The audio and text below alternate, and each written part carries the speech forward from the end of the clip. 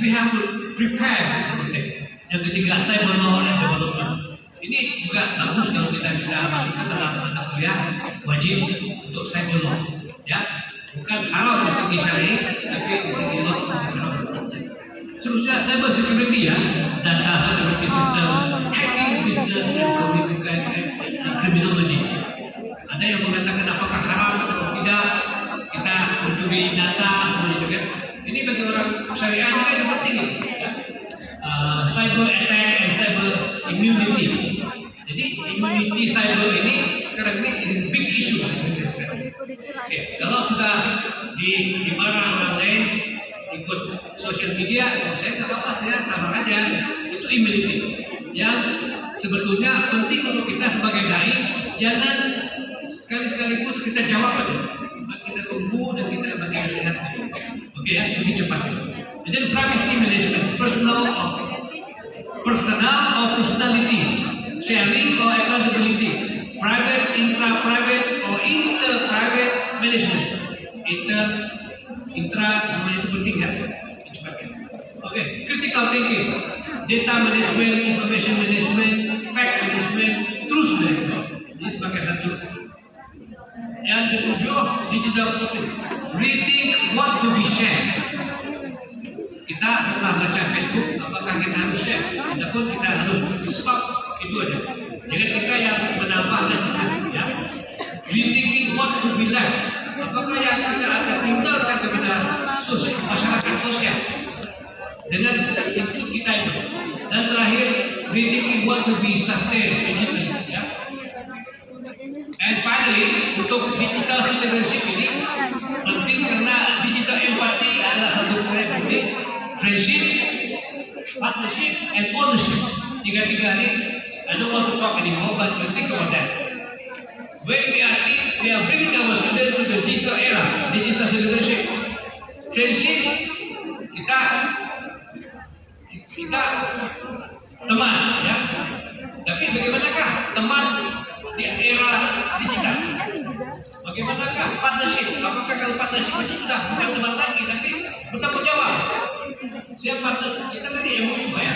Sudah pandai. Jadi kalau setahun lagi Bapak tidak ada apa-apa acara sama saya, itu dosa atau selesai? Kenapa? Sudah pandai. Kalau ini sudah mulai pacaran, ini belum, ini melihat itu aja. Tapi kalau ownership itu, mobil tuh nikah. Kalau sudah ownership ini wajib kalau tidak tanggung jawab, wajib kalau tidak taat. Ya, so ini adalah digital empathy. This is very important for digital citizenship. As I said, jangan setuju sama saya. Pikir saja. Kalau saya tidak setuju itu bagus. Jadikan solusi yang sesuai dengan kita. Ya. Oke. Maka bagaimanakah anak-anak Islamic Education dalam pendidikan Islamic Digital Pedagogy Enable? Bagaimanakah bergerak? Oke. Digital pedagogy adalah digital pedagogy is the study and use of contemporary digital technologies in teaching and learning. Itu berarti kita walaupun syariah, usuluddin, dan juga apa saja tentang agama, Quran dan Sunnah, tafsir, itu kita bisa jadi digital pedagogy teacher karena kita menggunakan teknologi teaching and learning. Oke. Satu lagi, digital pedagogy may be applied to online. Sometimes we think that digital itu harus online, bukan. Hybrid juga bisa, tapi face to face juga bisa. Begini juga bisa jadi digital, ya. Learning environment. Sebetulnya environment sudah diciptakan untuk digital environment for education, for pedagogy. So, bagaimana? Okay, I hope you see kurikulumnya sama bagi anak-anak yang Islamic education, especially pasca sejarah ya. When you are studying about curriculum development, curriculum ini ya, ini sama kurikulumnya.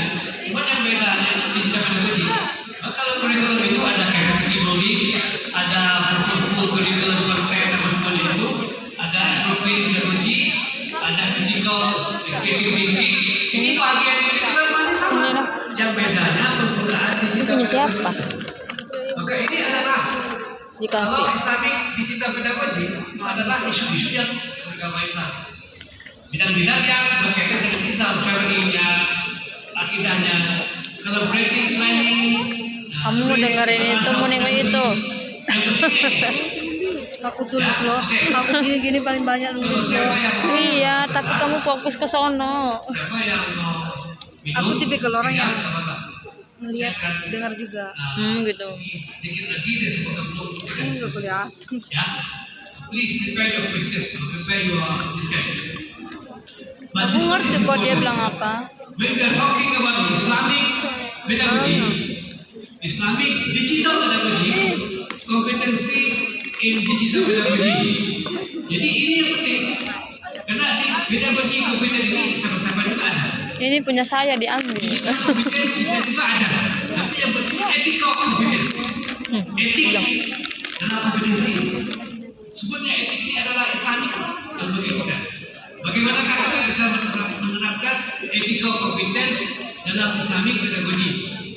Karena Islamic pedagogy tidak menjawab dan juga amanah. Okay. So look at carefully. Islamic digital pedagogy-nya begini. Ini learners ya, learners competence. Di sini educators competence. Di sini educators pedagogy competence. Bahasa Inggris semua tulisannya, pening aku. Caranya ini kita bagi 3 bahagian. So digital competence di sini, bukan di sini. Cuma di sini transversal competence. Ya. So digital resources ini kita harus tambah tekniknya. I just like to say here, kita masih menggunakan isi yang sama, cuma cara yang beda. Tidak berarti kita harus mulai dari baru. Berarti kalau kita menggunakan kitab kuning, kita juga bisa jadikan digital education, digital pedagogy, walaupun kitab kuning agama. Oke ya. Selesai tentang pedagogy, saya ada satu kajian lagi yang saya ingin membawakan anak-anak ya Pak Direktur. Pikirkan bahwa Masya Allah Islam Islam is Masya Allah. Why? Saya sebutkan tadi bunya Islam ala khamsin. Kenapa hadis ini menggunakan bunya? Bunya bina, mabna. Sebetulnya kalau hadis ini menggunakan ja'ala. Jadikan Islam itu 2 perkara. Karena Islam itu 2 perkara. Kita Islam bisa juga. Tapi istilah yang dipakai itu bunya, mabna. Maka Islam itu harus ada thinking of apa? Landasan itu teknik. Ini isu orang teknik Islam. Look, ini satu slide saja. Go back nanti kepada ekonomi rukun Islam. Betul saya. Ekonomi rukun Islam. Syahadah. Apakah syahadah itu PK? Syahadah harus buatkan asyhadu an la ilaha illallah. Harus ada saksi, harus dengan suaranya itu kalau syahadah ya. Tapi sekarang lupakan itu dulu, melihat mengikut sudut ekonomi apa. Syahadah itu adalah Islamic educational economy bagi saya. Kenapa? Karena kita harus ada syahadah, maka dengan itu kita harus belajar untuk memahami apakah Allah, apakah asyhadu, apakah la ilaha illallah, apakah Muhammad. Ini kita harus ada TK, SD, SMP, SMA, lagi S1, S2, S3, Profesor Islamic Education. Kenapa? Karena kita syahadah itu. Semuanya education sampai S3, sampai profesor itu kita untuk menjagakan syahadah kita itu biar murni, kejelas. Jadi kalau kita mati nanti bang buka jawabannya Allah. Dan yang penting waktu ditanya oleh Allah, namun kita jadi ruh lagi. A'udzubillahi minasyaitonir rajim. Alastu birabbikum. Apakah aku Tuhan kamu? Itu kalau Tuhan bertanya, hal anak rabbukum tidak bisa. Tapi kenapa alastu birabbikum? Apakah aku Tuhan kamu? sekarang ini orang Yahudi, orang Islam? Jawabannya malah syahidna. Semuanya mengakui bahwa Allah itu adalah Tuhan kita. Jadi mereka yang lahir tidak diajar oleh bapaknya, oleh kakeknya, itu adalah orang yang mungkin bernasib kurang dari kita, bukan Islam. Jadi mereka itu tidak dapat nikmat Islam, bahkan kita dapat nikmat Islam. Maka kita mau jaga syahadah ini adalah untuk mau jagakan apa yang kita janji sama Allah di waktu kita di surga, kita diperanakan di sini, kita dijanjikan lagi dengan diterima kita. Maka kita sediakan pendidikan Islam untuk apa? Akhirnya la ilaha illallah. Kalau kita di hospital, dokter bisa nggak kalau kita baca Quran untuk beliau, bisa nggak kita minta permisi untuk baca Quran? Kenapa? Untuk akhirnya la ilaha untuk baca hukmi apa? Alhamdulillah. Jadi syahadah ini bisa bayangkan yayasan Ibnu Sina menggunakan uang banyak untuk menegakkan syahadah di mana? Bayangkan satu industri yang ada student dari negara itu berapa uang yang kita pakai untuk menjaga anak-anak syahadahnya yang datang dari Jepang, yang datang dari Australia untuk belajar di tempat kami. Itu saya sebutkan bahwa syahadah ini adalah Islamic Educational Economy. Uangnya itu banyak sekali untuk kita investasikan dalam pendidikan Islam, menjaga akidah anak-anak kita.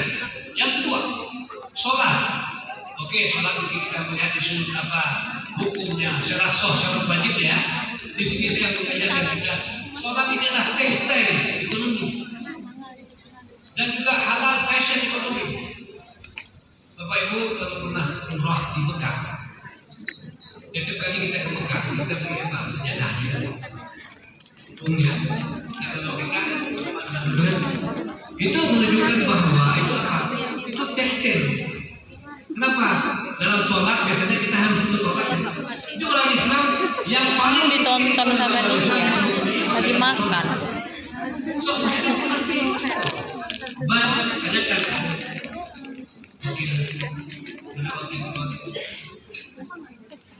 Maaf ya, Bu ada kayak teleponnya berapa? 5. Satu set berapa? Harga? 150 juta. Kalau kira uang Thailand itu sudah berapa ya? 200 rupiah itu sudah 400 baht. 400 kata 500 baht. Jadi bayangkan kalau orang Indonesia gitu, cewek-ceweknya, average-nya 250 ribu ya.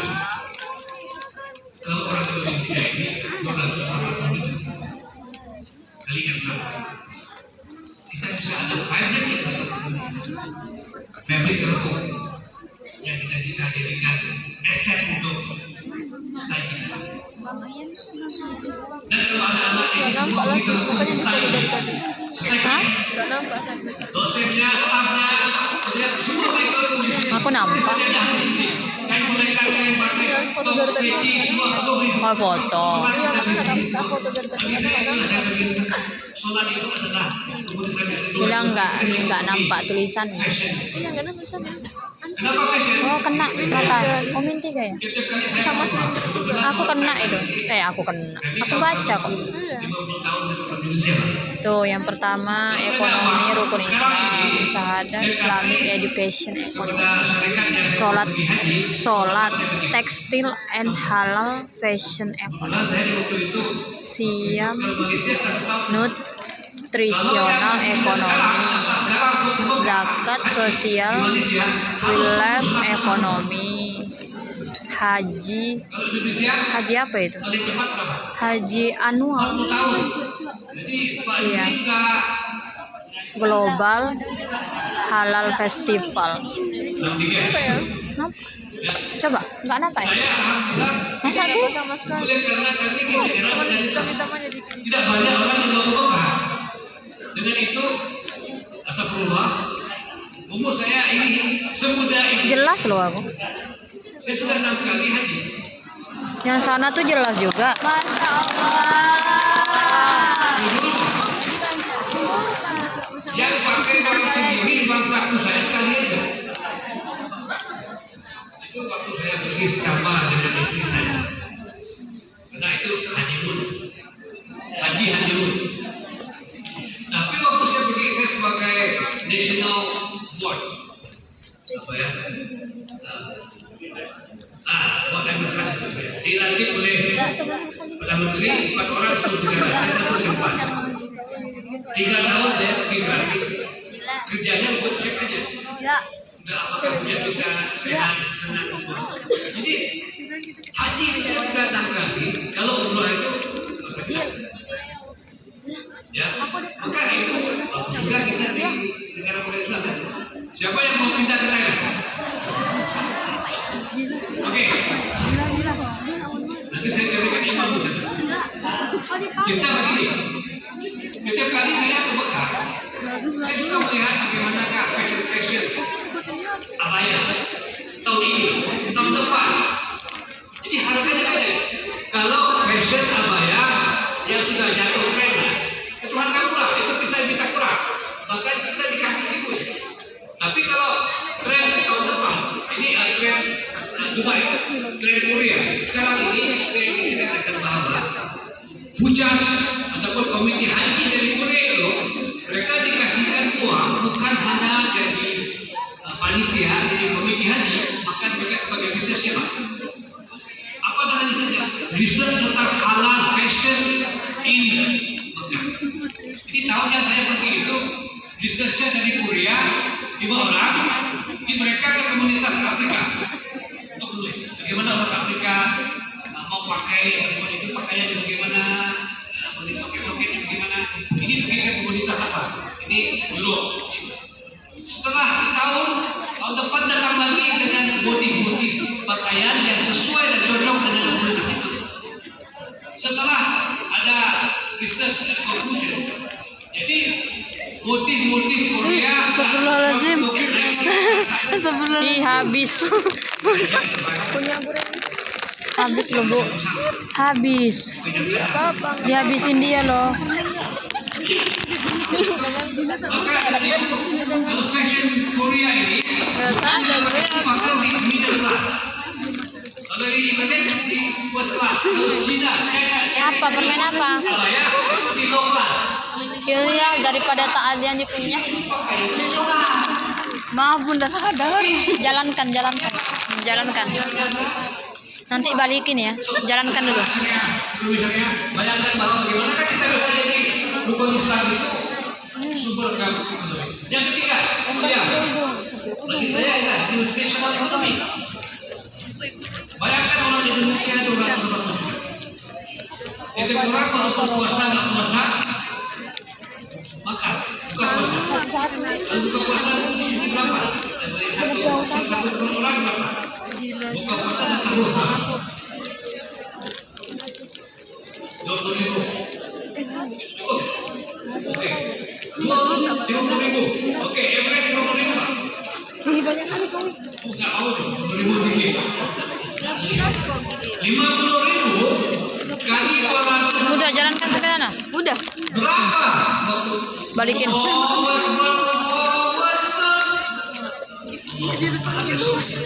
Waktu itu berapa? Esek. Sengaja semua ke toilet. Sebelum terawih semua ke toilet. Jadi sampah semuanya. Tapi bayangkan rakyat Indonesia kita itu menggunakan waktu-waktu bulan puasa itu apa? Di ekonomi. Maka bagaimana kita bisa hidupkan di Ramadan makin Ramadan halal food semuanya. So tinggal rukun Islam yang kita jadikan bulan puasa itu bukan hanya pahala, bahkan civilization of money. Ya, bayangkan kalau Indonesia bisa bawa makanan untuk Papua, untuk Timur Leste, untuk Australia, kalau ternakan yang kita jadikan untuk meninggalkan puasa. Teruskan ini, zakat Pak. Zakat saya mau menyebutkan zakat fitrah. Tolong. Karena kalau zakat itu Mau minum dulu. saya belum bisa kerja. Tak enak Zakat. dipotong. Oke, zakat fitrah. Hari raya Insya Allah yang depan ini. Kita bayangkan kita harus bayar berapa? Satu orang, per orang zakat fitrah di sini. Berapa ribu? Orang,